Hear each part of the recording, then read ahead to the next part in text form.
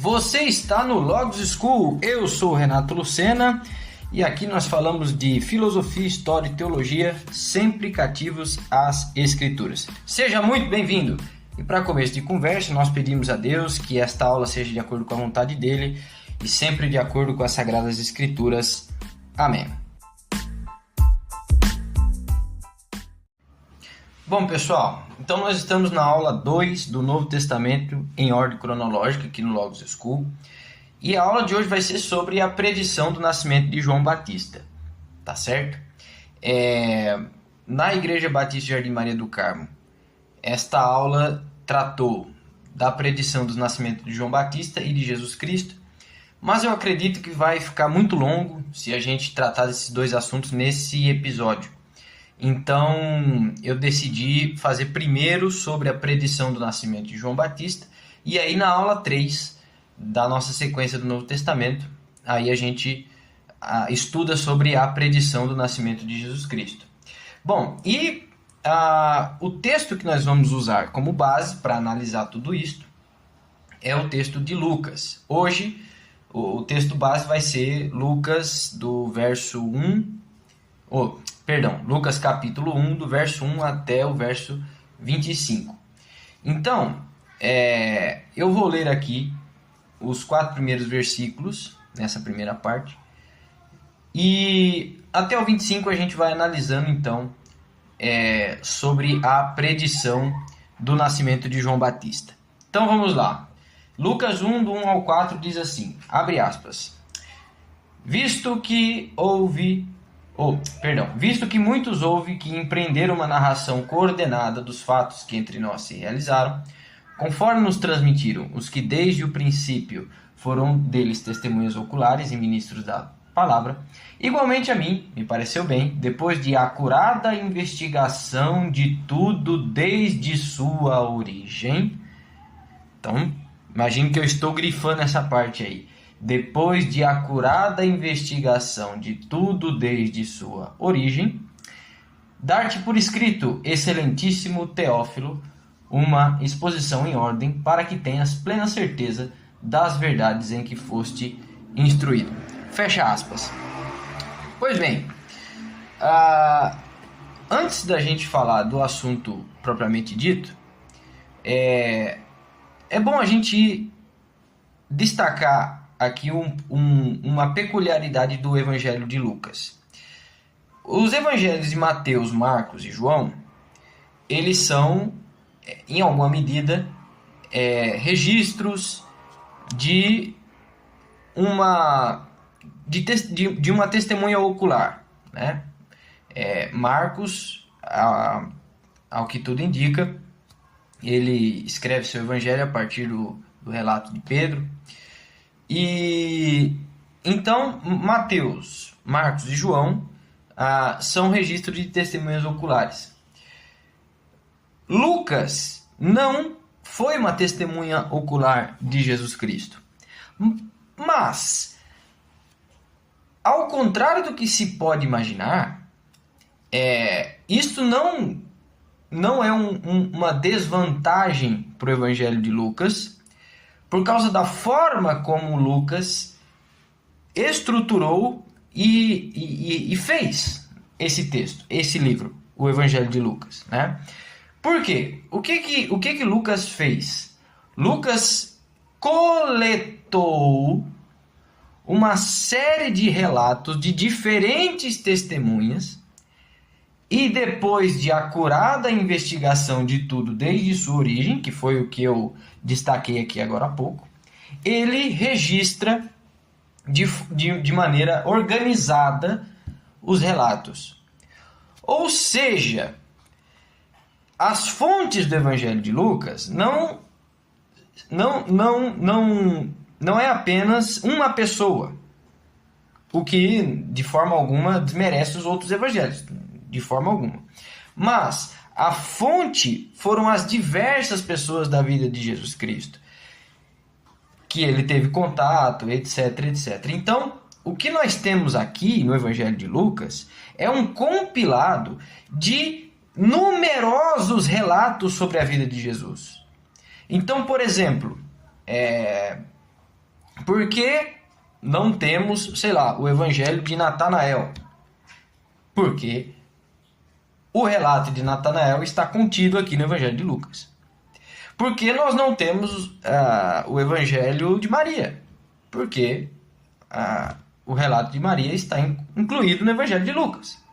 Como é que a gente sabe que o relato de Maria está incluído no evangelho de Lucas? Porque em Lucas você tem o registro, a narração de como Maria recebe o anjo com detalhes. Ora, a única pessoa que estava presente era Maria, né? No momento em que Gabriel fala com ela. Então, com quem que Lucas pegou esse relato? Ou diretamente com Maria, que é a chance mais provável, né? Pela riqueza de detalhes e etc. Ou com alguém que transmitiu fidedignamente o que Maria disse. Eu acredito mais na primeira hipótese. Então, onde está o relato de Maria sobre o Evangelho? Está em Lucas. Onde está o relato de Simão Zelote sobre o Evangelho? Está em Lucas. E assim por diante. Então, o Evangelho de Lucas, ele é um tanto mais meticuloso que os outros evangelhos, ou melhor, meticuloso no sentido de organização documental histórica, não no sentido de veracidade, ok? Mas o Evangelho de Lucas, então, ele tem essa peculiaridade, porque Lucas não foi uma testemunha ocular, e ele compilou uma série de relatos de testemunhas oculares, ou seja, os relatos das testemunhas oculares, Mateus, João e Marcos, né, são perfeitamente compatíveis com os relatos de todo mundo que presenciou a vida de Jesus Cristo aqui na Terra. Então esse é um detalhe extremamente importante e que, de certa forma, valoriza ainda mais o Evangelho de Lucas. Muito pelo contrário, esse detalhe não o desmerece, mas o torna tão fidedigno quanto os outros evangelhos. Então, nessa segunda parte, vamos ver aqui do verso 5 até o 7. Abre aspas. Nos dias de Herodes, rei da Judéia, grife essa parte aí. Nos dias de Herodes, rei da Judéia, houve um sacerdote chamado Zacarias, do turno de Abias. Sua mulher era das filhas de Arão, se chamava Isabel. Ambos eram justos diante de Deus, vivendo irrepreensivelmente em todos os preceitos e mandamentos do Senhor. E não tinham filhos, porque Isabel era estéril, sendo eles avançados em dias. Fecha aspas. Bom, destacando essa primeira informação, nos dias de Herodes, rei da Judéia. Pois bem, se você ler o Velho Testamento, eu acredito que sim, né? Se você ler o Velho Testamento, você vai ver que a narrativa da história do povo judeu termina no momento em que os judeus estão voltando do exílio da Babilônia. Então, por volta do ano 586 a.C., a Babilônia destrói Jerusalém, destrói o templo, o povo vai cativo, etc. Né? O reino de Judá deixa de ser um reino independente, torna-se a parte do domínio do Império Babilônico. E isso permanece por algumas décadas, até que o povo começa a retornar para a terra de Israel, só que sem a independência ainda. Então eles começam a voltar, começam a reerguer o templo, né, que é descrito ali no livro de Neemias, etc. Você tem ali alguns profetas também nesse período. E o Velho Testamento termina lá no livro de Malaquias com a profecia de alguém que viria preparando o caminho do Senhor, preparando o caminho do Messias. E termina por aí. E o Novo Testamento começa num contexto de Império Romano, etc. E se a gente fazer uma ligação entre Lucas e Malaquias, a ordem dos livros bíblicos, né, Mateus, Marcos, Lucas, às vezes faz com que a gente deixe passar batido esse detalhe extremamente importante, mas o fio da narrativa, né, de Malaquias, que Malaquias deixa, entre aspas, solto, é perfeitamente encaixado na narrativa de Lucas. Então, onde Malaquias termina, Lucas começa. Que é justamente o que, em que parte? Justamente na chegada do profeta que prepararia o caminho do Senhor. E o que aconteceu nesse meio tempo? Aconteceu muita coisa, né? É um período aí que que dura aí uns 400 anos, mais ou menos, né? Uma faixa aí de 400 anos, desde o final do Velho Testamento até o começo do Novo. E a gente vê lá o povo de Israel voltando do exílio, e ali alguns personagens importantes, etc. De repente, a gente vai para o Novo Testamento, aparece Herodes, aparece Roma. Quem que é Herodes? Como é que aconteceu que Roma chegou lá? Né? Roma praticamente não é citado no Velho Testamento. O que aconteceu? Bom, vamos lá. Então, esse período que a gente chama, né, de período intertestamentário, né, que vai desde Malaquias até Jesus Cristo, é dividido assim. Então, entre os anos 450 e 330 a.C., nós temos o período persa. Então, o Império Persa, o Império Medo-Persa, conquista a Babilônia, né? E o que acontece? O Império Persa tinha uma política um pouco diferente da Babilônia, né? Em especial ali com Ciro. Então, o que acontece? O povo judeu volta às suas terras e volta com as suas práticas religiosas. Então o povo volta a obedecer à lei de Moisés, volta a ter uma vida de uma forma muito parecida com o que era antes, com uma diferença, que agora eles não eram independentes, eles eram uma província do Império Persa, né? E nesse momento o governo era exercido pelos sumos sacerdotes. Então os sumos sacerdotes respondiam ao Império Persa. Beleza, então foi assim. Então os judeus voltaram ali para aquele território, porém sem serem independentes politicamente. Tinham lá suas práticas religiosas, mas não eram independentes politicamente. Quando chega por volta do ano 330, o final ali do século IV a.C., a gente tem o quê? A gente tem a expansão do Império de Alexandre o Grande, que era filho do rei da Macedônia. Então, a partir ali da Grécia, ele vai expandindo o seu poder pelo mundo antigo. E o que Alexandre realiza nesse cenário? Alexandre conquista a Ásia, grande parte da Ásia, então conquista a Síria, conquista a Pérsia e vai conquistar o Egito também na África. Então, toda aquela faixa ali onde Israel está acabou sendo conquistado ali pelo Alexandre o Grande.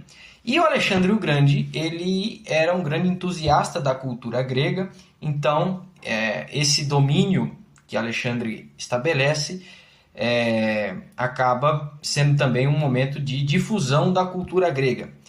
Agora, tem um parênteses aí um tanto quanto curioso.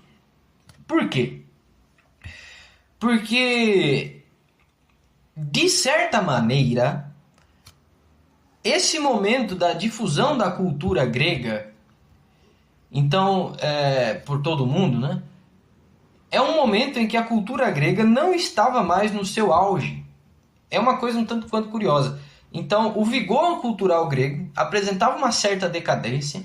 Então, por exemplo, no campo da filosofia, não tínhamos mais filósofos do calibre de Platão e Aristóteles. Aristóteles foi, inclusive, tutor, né, de Alexandre o Grande, mas Platão não teve continuadores à altura na academia platônica. Não significa que todos eram ruins, né, mas não à altura de Platão. Aristóteles no Liceu a mesma coisa. E aí você tem, por exemplo, o surgimento do... Surgimento não, perdão, mas o crescimento de vertentes filosóficas menos profundas, menos vigorosas. O epicurismo, o cinismo, né? Em algum grau o ceticismo. E no meio disso tudo o estoicismo. Eu sei que muita gente gosta do estoicismo, etc, etc. O estoicismo tem lá um certo valor, né? Mas o estoicismo ele tem lacunas muito graves, né? Quem sabe aí um dia a gente possa aí tratar disso. Bom, enfim, é uma coisa curiosa, porque a cultura grega estava se espalhando pelo mundo, por causa justamente ali do poderio de Alexandre, mas essa mesma cultura não estava mais no seu vigor dos dias anteriores. É um parênteses aí um tanto quanto curioso, né? Pois bem, mas voltando aqui, então Alexandre espalha a cultura grega, e isso prepara o terreno para a igreja. Então, olha só como a história é governada por Deus. Então, esse ato de Alexandre o Grande estava 100% nos planos de Deus. Por quê? Porque o grego começa a ser uma língua de comunicação internacional, por assim dizer, né? Uma língua que unia os vários povos, em alguma medida, unia no sentido de comunicação mesmo, né? De troca de ideias, etc., esse tipo de coisa. E o que acontece? O Novo Testamento ele é escrito em grego.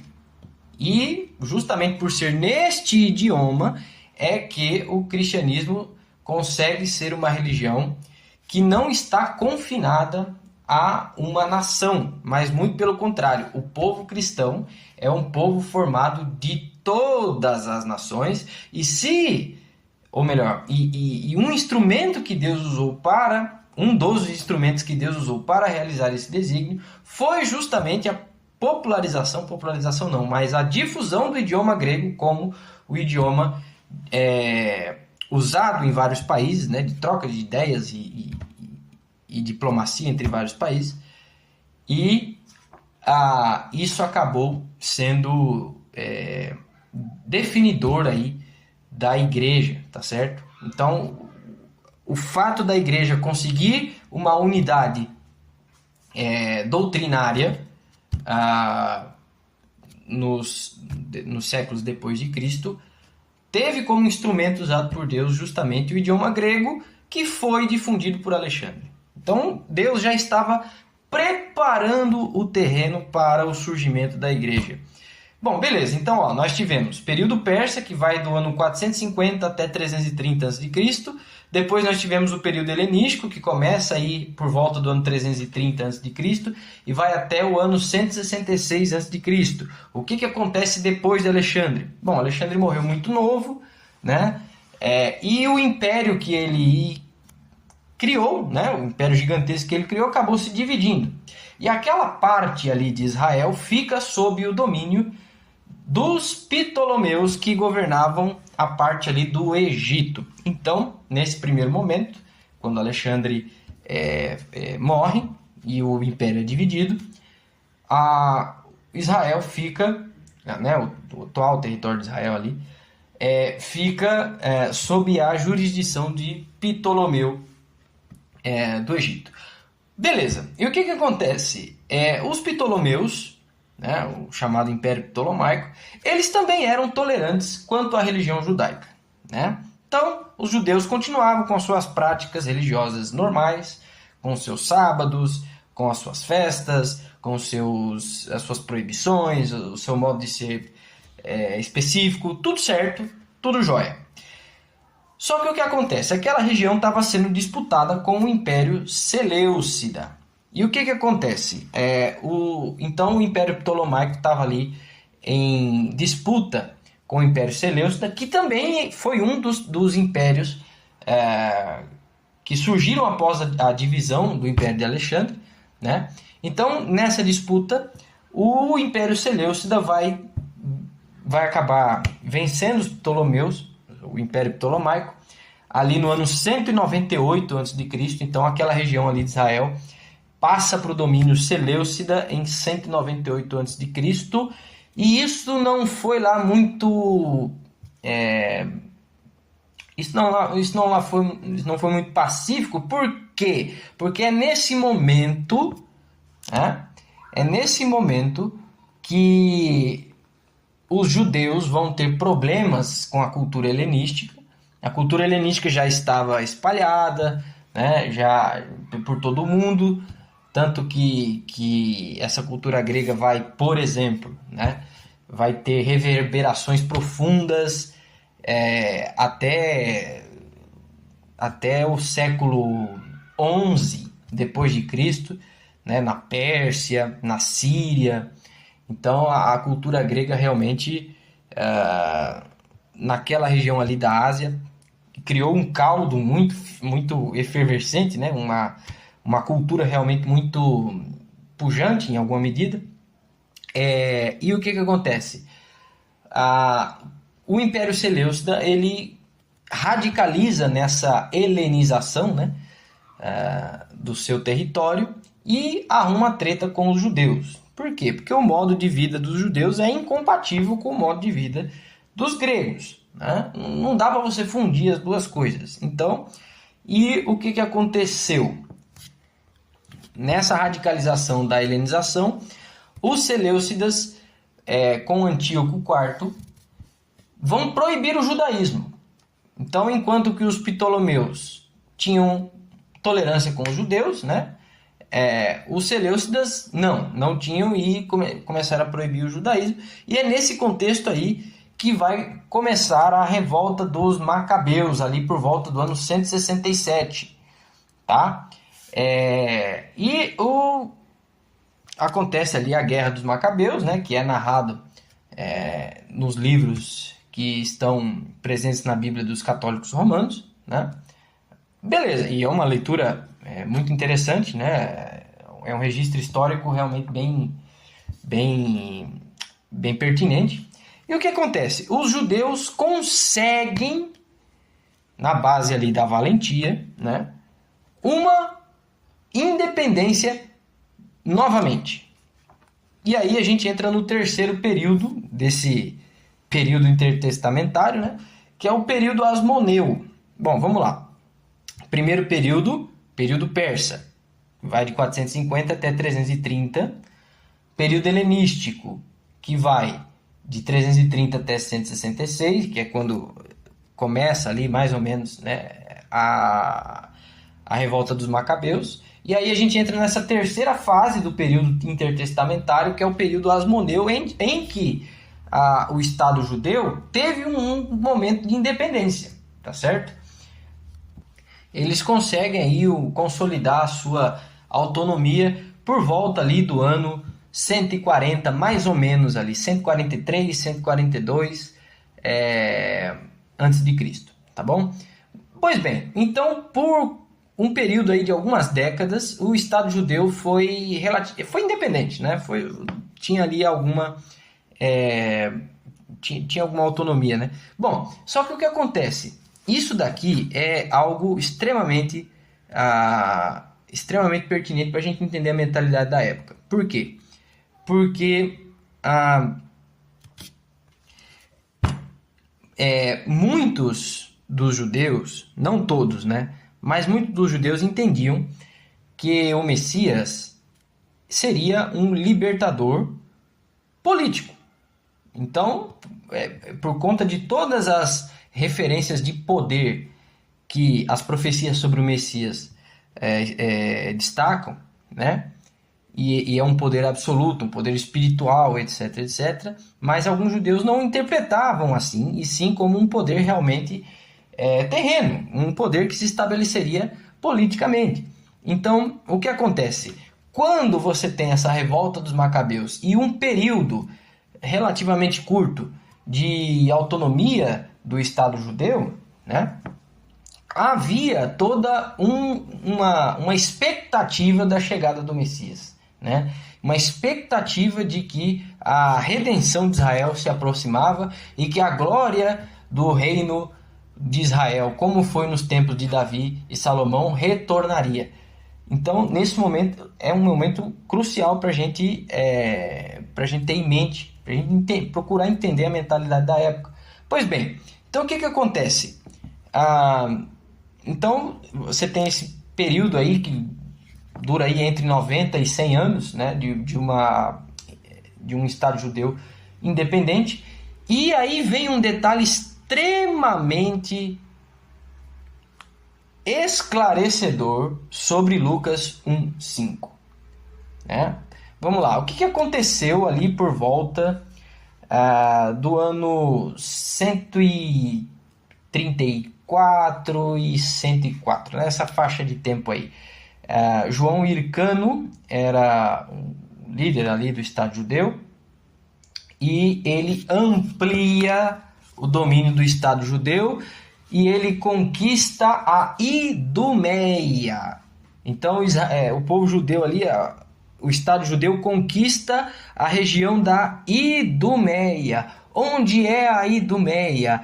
É a terra de Edom. E quem vivia na terra de Edom? Os descendentes de Esaú. Então, volta lá no Velho Testamento. Isaac tem 2 filhos com Rebeca, Esaú e Jacó. Jacó toma a bênção de Esaú, foge da casa dos pais por conta da ameaça do irmão, etc. Ele tem toda uma jornada de aflição, vocês conhecem a história, mas ele se encontra com Deus, Deus o abençoa e muda o nome dele para Israel, e dos seus 12 filhos saem as 12 tribos de Israel, que se forma a nação de Israel. E Esaú? O que aconteceu com Esaú? Esaú vai para a terra das montanhas de Seir, né? E os seus descendentes ali vivem, que é a chamada terra de Edom. Então, assim, então ali na época ali do ano 140 ali, né, 150 a.C., era chamado de Idumeia. E o que aconteceu? O Estado judeu conquista aquela região. Então há uma ampliação do Estado judaico independente, conquistando a terra de Edom. Esse detalhe é importante para a gente entender Herodes. Por quê? O que vai acontecer um pouco depois? Vai ter uma briga interna do Estado judeu, né, entre Aristóbulo II e Hircano II, ali uma questão de sucessão, de dinastia, de sacerdotes, esse tipo de coisa. Então, houve ali um conflito na sucessão de poder, tá certo? E o que acontece? Nesse meio tempo, Israel, o Estado judaico independente ali, né, vamos chamar dessa forma, o Estado judeu acabou se aproximando de Roma. Roma estava se expandindo, tá certo? Já era um poder bem consolidado do mundo nesse momento. Roma estava se expandindo. E Israel tinha ali alguma relação com Roma, etc. Tá certo? E no meio dessa guerra civil, Roma se mete, tá certo? E ajuda Hircano II a ganhar. Então Roma vai lá e com o general Pompeu e acaba resolvendo, entre aspas assim, né, a guerra civil que estava acontecendo ali. E Hircano II, que era um dos partidários ali da guerra civil entre os judeus, governa, mas em sujeição a Roma. Mas o que acontece? Os partos, que eram do Oriente, né, que eram um reino do Oriente, um poder lá ali do Oriente, eles invadem Jerusalém e sequestram o Hircano II. E agora, o que vai acontecer? Roma, como tinha sido entre aspas mesmo, tá? A protetora do Estado judeu, o que acontece? Então, o Estado judeu vira vassalo de Roma, né? Então perde-se de novo a sua independência em 63, no momento que Pompeu invade a Terra Santa, né, e dá um fim ali àquela batalha. O Estado judeu se torna vassalo de Roma, então perde-se a sua independência.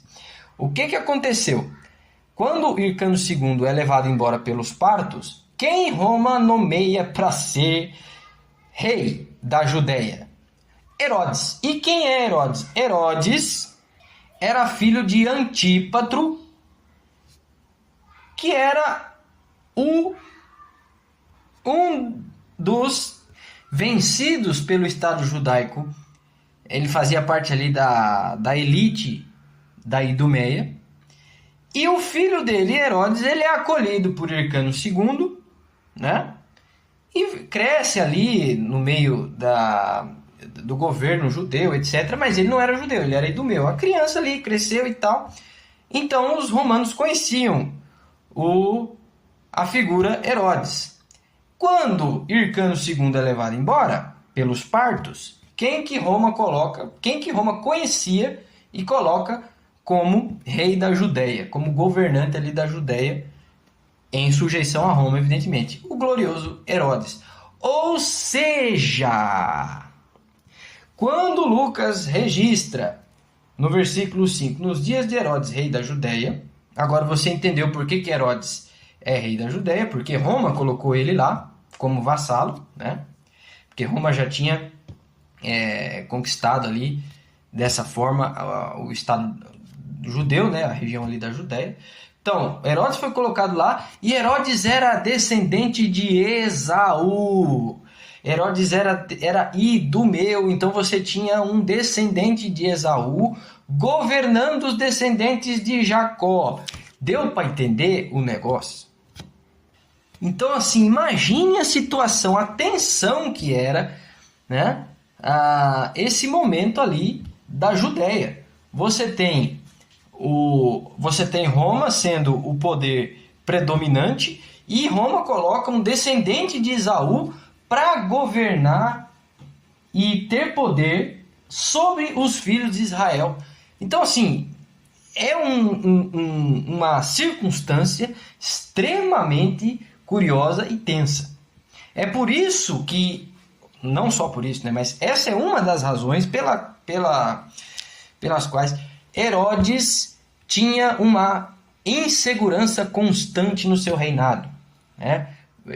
Por isso que Herodes era sempre neurótico, porque ele não tinha respaldo nenhum do povo para que ele tivesse poder. Ele tinha poder, mas ele não necessariamente tinha autoridade. Autoridade e poder podem estar juntos, mas nem sempre estão juntos. Autoridade é quando você reconhece a legitimidade da posição de alguém. Isso é autoridade. Poder é a capacidade de fazer alguma coisa, de realizar alguma coisa que você quer. Às vezes essas coisas estão juntas, às vezes nem sempre. Pode ser o caso de Herodes. Herodes tinha poder, ele tinha respaldo de Roma, ele tinha todo um aparato bélico a seu dispor, né? Vamos colocar dessa forma, porque ele era o governador da Judéia, ele tinha a proteção de Roma, então ele tinha o poder de Roma, que Roma deixou na mão dele à sua disposição, mas ele não tinha autoridade, ou seja, ele não tinha o respeito do povo, ele não tinha a legitimidade reconhecida pelo povo. Cara, isso daqui é um problema, é um abacaxi gigantesco. Gigantesco. E para piorar, vamos lá, antes de eu falar o que vai piorar, só para a gente datar aqui. Herodes passa a governar a Judéia a partir do ano 37, beleza? 37 a.C. No ano 27 a.C., ou seja, 10 anos depois que Roma coloca Herodes como governador da Judéia, Roma se torna um império. E isso daí é extremamente importante também. Porque Roma até então era uma república. Roma não tinha um imperador, né? Roma tinha cônsules, tinha o Senado, então tinha o governo de Roma e das suas províncias não era feita de uma maneira numa hierarquia piramidal, né? Você tem aqui o imperador e você tem lá os subordinados dele. Não, como que era? Tinha toda uma burocracia própria de Roma, a autoridade do Senado, a autoridade dos cônsules, enfim, tinha toda uma estrutura política e burocrática que fazia rodar o governo de Roma, né? Era uma república. O que é república? Res publica, coisa do povo, né? Uma tradução assim bem bem porca, né? Uma tradução bem insuficiente, né? Mas é mais ou menos isso, ou seja, Roma não era um povo afeiçoado à ideia de monarquia, não era um povo afeiçoado à ideia de uma pessoa concentrar poder sobre as demais, né? Você tinha toda uma estrutura que tentava dividir as funções, os poderes e as autoridades de acordo com aquilo que eles achavam mais adequado, né? Beleza. E aí a República Romana já estava numa decadência desgramenta. Você teve a tentativa de Júlio César, que falhou, mas Otávio Augusto consegue no ano 27. Roma deixa de ser uma república e vira de fato um império. E aí Roma não é mais uma república que se expandiu e tem várias províncias. Roma é o império. Agora nós temos não a República Romana, mas o Império Romano. Certo, pessoal? Então, para sintetizar essa parte, período persa, 450 até 330 a.C. Então você tinha ali o Império Persa com tolerância religiosa com os judeus. Depois, período helenístico, 330 até 166, conquista de Alexandre. Num primeiro momento os judeus são tolerados, está ali todo mundo na sua, né, fazendo o seu ritual ali, a sua fé e tal, tudo certo, até que vem o Império Seleucida, toma aquela região do Império Ptolomaico, tenta proibir o judaísmo, tem uma revolta. Terceiro momento, período Asmoneu. Essa revolta é bem sucedida, em alguma medida, e a região da Judéia se torna um estado independente. Essa região independente, esse estado independente, nesse momento, faz uma certa expansão, conquista a Idumeia. Traz para a corte, né, vamos colocar assim, Herodes lá para as altas posições, né, do povo judeu ali como cativo. Roma intervém numa guerra civil no Estado judaico, né, ali na Judéia, e por causa dessa intervenção, Hircano II, ajudado por Roma, vira um vassalo de Roma. Na prática, Roma começa seu domínio sobre aquela região a partir do ano 63. Herodes assume o governo da Judéia em 37. Em 27, Roma se torna um império. Beleza, pessoal? Pessoal, uma pausa aqui rapidinho antes da gente continuar. Se você está gostando da aula, se você está sendo edificado, se você quer nos abençoar, você pode nos abençoar com qualquer valor pela nossa chave Pix, conteudolucena@gmail.com, conteudolucena@gmail.com, tá certo? Com qualquer valor você abençoa e que Deus multiplique por 10, por 20, por 40 o que você abençoar aqui a gente, tá bom? Deus te abençoe. Vamos voltar então à nossa aula. Vamos continuar então a análise do texto. Então eu falei aqui para vocês todo o contexto histórico, né? O que aconteceu ali na religião, né? O que aconteceu na região da Judéia nesses 400 e alguma coisa anos, né? nesse período aí. Voltando para o texto agora de Lucas, né? Então agora a gente vai analisar do texto do versículo 8 até o verso 25. Bom, é muita coisa, então eu não vou ler versículo por versículo, tudo bem? Vamos resumir aqui o que acontece. Zacarias entra para fazer para queimar o incenso, tá certo? E isso não era uma coisa comum, tá, pessoal? Alguns sacerdotes passavam a vida inteira e não faziam esse serviço. Então, era o ponto alto da vida de Zacarias, tá certo? Era o ponto alto da vida de Zacarias ali, aquele momento que ele ia oferecer incenso diante de Deus. E o povo ficava orando do lado de fora do templo, tá certo? Então, era um momento ímpar na vida de Zacarias. E nesse momento, o que acontece? O anjo Gabriel aparece à direita do altar do incenso, segundo o versículo 11.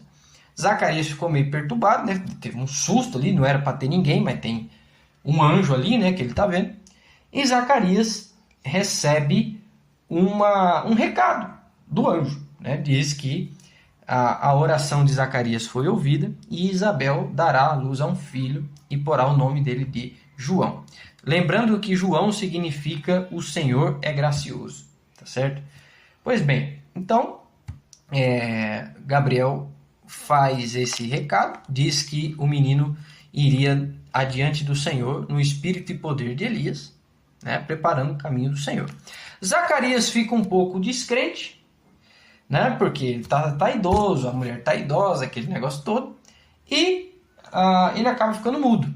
Ele fica mudo, né? O Gabriel fala, uma vez que você não deu crédito, você vai ficar mudo até o menino nascer, né? E ele fica mudo, passa um tempinho, Isabel realmente fica grávida, né? E Isabel agradece ao Senhor porque lhe tirou o opróbrio, né? Lhe tirou a vergonha, porque os filhos são herança do Senhor, filhos são bênção do Senhor, e quando uma mulher era estéril, as pessoas entendiam que de alguma forma aquela mulher tinha sido, sei lá, amaldiçoada, repudiada por Deus, castigada por Deus, alguma coisa assim, né? Não é o caso, evidentemente, né? Mas as pessoas tendiam a entender dessa forma. Então, para Isabel era muito difícil não ter filhos, né? Para ela era uma espécie de vergonha, uma espécie de opróbrio, e o Senhor a livra desse opróbrio. Olha que coisa tocante, né? Porque Deus sabia que não era um motivo de vergonha Isabel não ter filhos. Não era culpa dela ser estéril, né? Ela não tinha feito nada para merecer aquilo. Deus sabia, mas Deus também entendia o coração de Isabel e entendia o que ela sentia, né? E Deus, na sua infinita misericórdia, entende o que Isabel sente e derrama graça sobre a vida desse casal.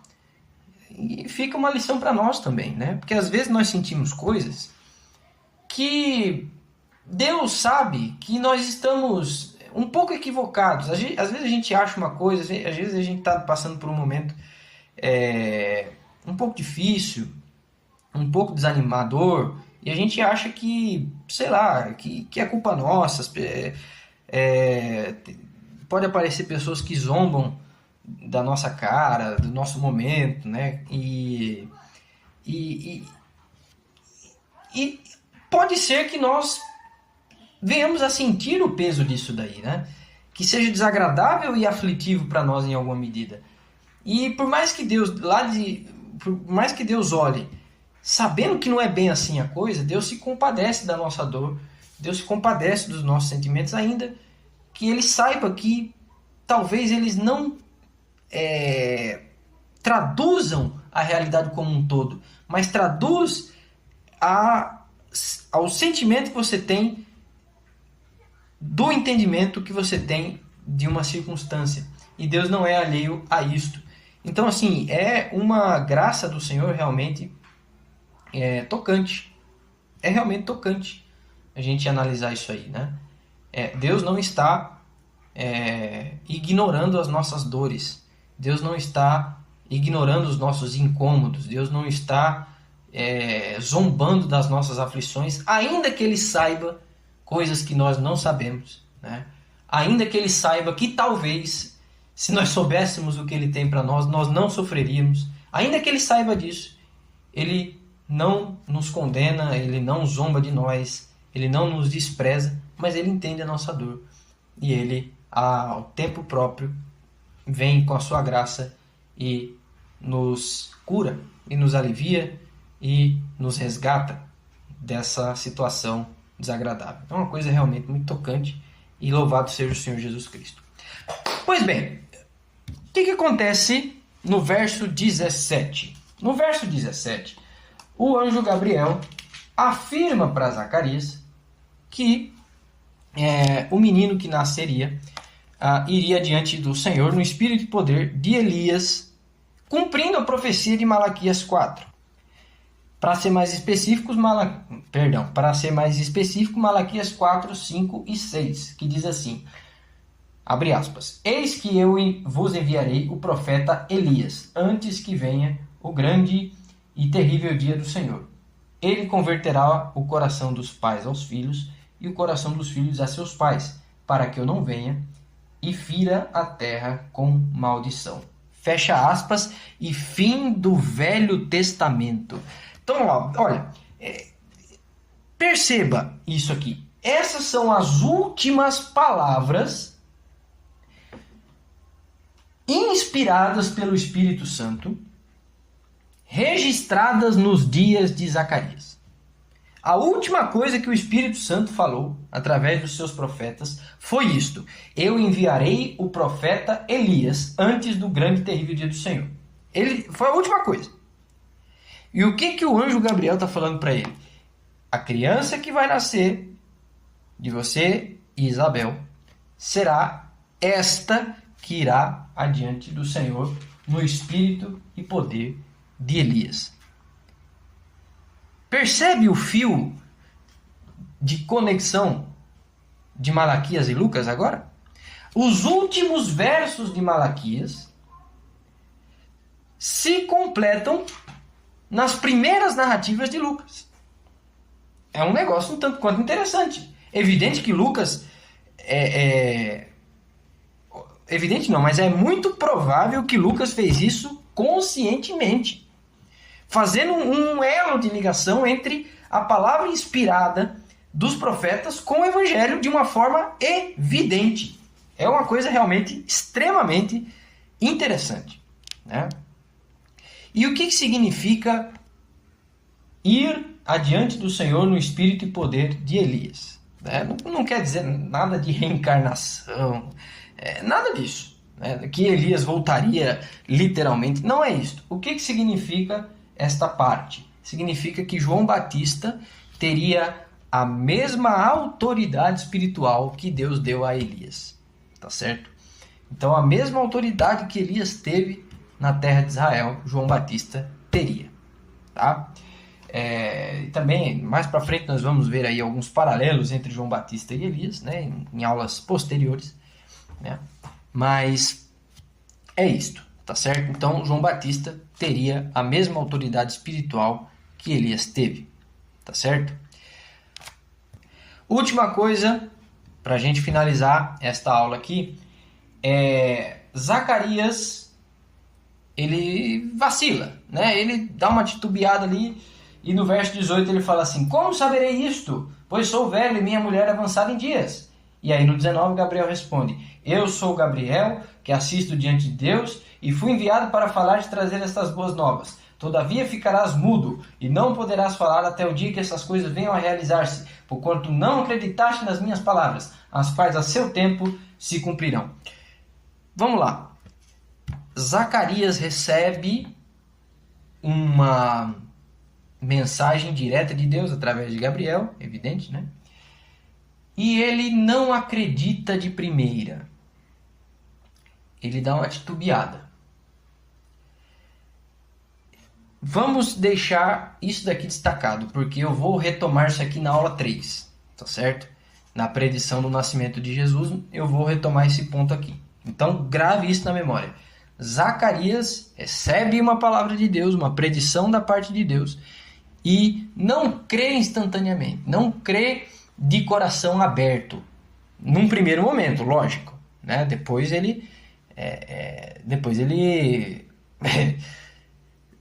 ele louva o Senhor, glorifica o Senhor, etc. Nós vamos ver isso daí em aulas posteriores, né? Mas ele dá uma titubeada. Ele, sacerdote e já idoso. Parecendo muito com o que, por exemplo, Sara fez. Como Abraão e Sara fizeram, melhor dizendo, né? Então, e Gabriel, ele acaba ali, sob a autoridade de Deus, evidentemente, lançando um castigo brando, né? Ele vai ficar sem falar uns meses aí, pra você não ficar aí duvidando da palavra de Deus, tá certo? Agora, quando nós formos analisar, por exemplo, a atitude de Maria, quando ela recebe a predição do nascimento de Jesus, vocês vão ver a diferença. e a gente vai fazer um paralelo. Mas eu vou parar por aqui. Pessoal, então, a aula de hoje vai ficar por aqui.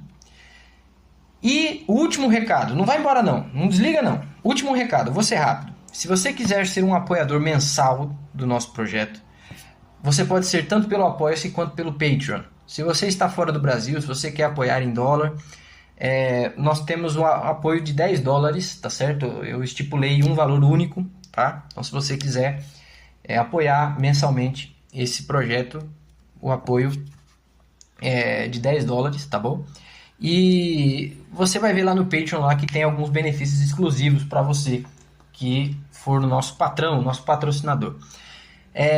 E também você pode nos ajudar, nos apoiar mensalmente pelo Apoia-se. Tem uma série de benefícios lá. Desde material exclusivo que nós enviaremos para você, até livros por nossa conta. É isso aí. Então, até livros por nossa conta tem lá, tá bom? Então, apoia-se.com/logosschool. No Patreon é só buscar a gente ali na barra de pesquisa, Logos School, que vocês vão nos achar, tá certo? E o que Deus tocar no coração de vocês é muito bem-vindo. Se você não quiser ser um apoiador mensal, mas quiser contribuir de maneira livre, com o que você quiser, quando você quiser,